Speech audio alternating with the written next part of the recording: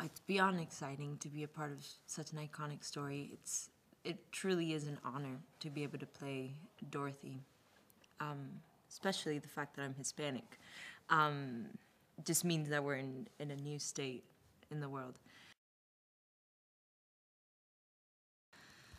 So I play the role of Dorothy, which is a great honor. And Dorothy in this story is a very practical young woman who lives in a farm and is very down to earth, and it's very different from the original.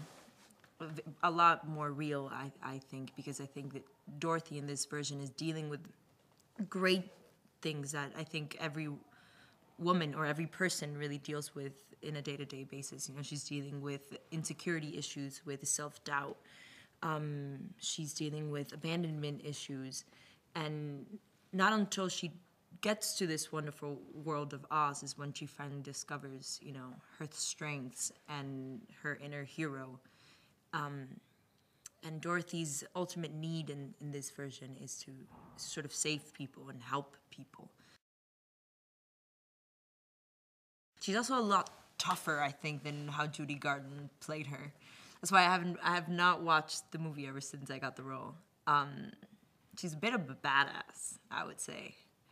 But yeah, playing her has been really interesting because I go side by side with her. You know, I walked into this, and I think I'm gonna walk out a completely different actress and a completely different person. And so I'm really hopping on this journey with Dorothy as well, and discovering myself and discovering Dorothy as I go along filming. I've grown so much during this entire process. I mean, you start a project so big as this one, and you do end up dealing with insecurities and fears and all this stuff, and it's exactly what Dorothy is dealing with at the beginning of the story. And I think as, you know, it starts progressing, Dorothy starts finding her inner confidence, her inner self. She starts becoming a woman throughout this entire journey. So in this version of it, Dorothy is bilingual, obviously, which is great, and it's incredible that everyone in the cast is from pretty much everywhere. I mean, we're pretty much the United Colors of Benetton, really, and it was completely by accident. I would like to believe so.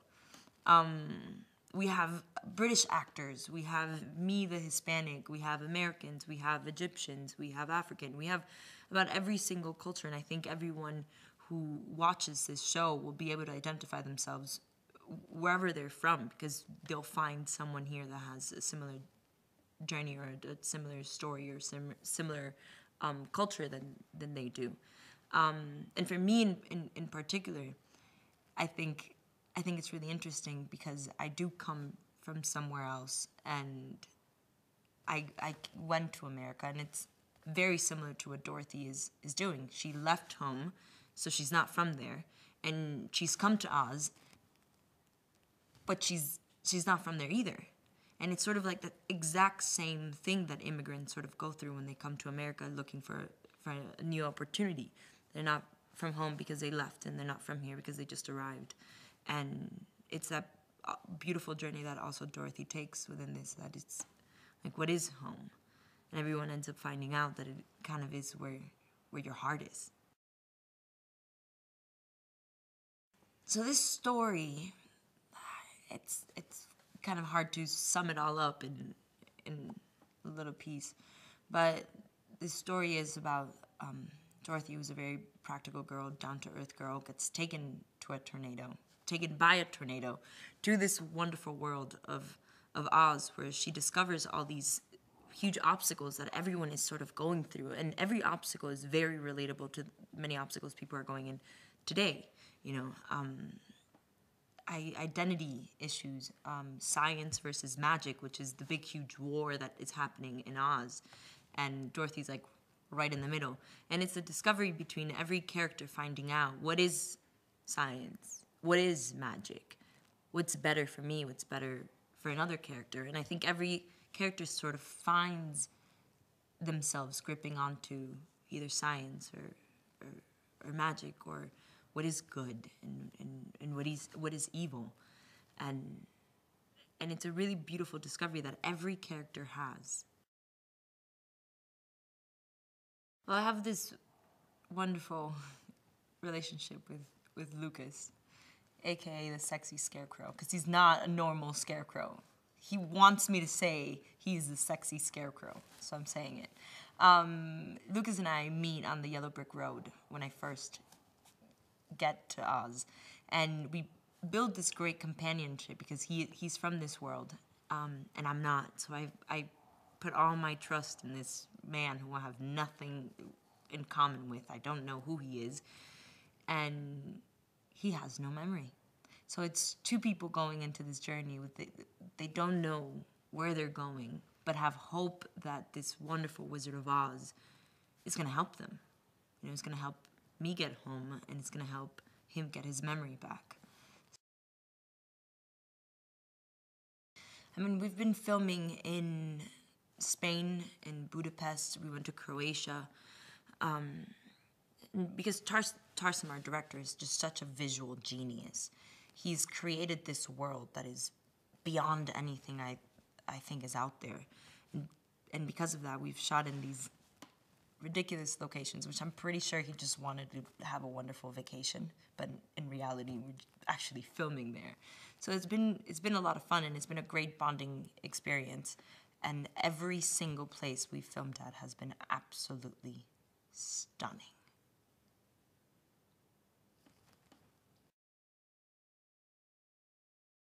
And the art department's absolutely amazing because they're so specific with everything. I mean, you can walk into every tiny little corner and you find stuff about that character who lives in that house, it's great for us actors, really.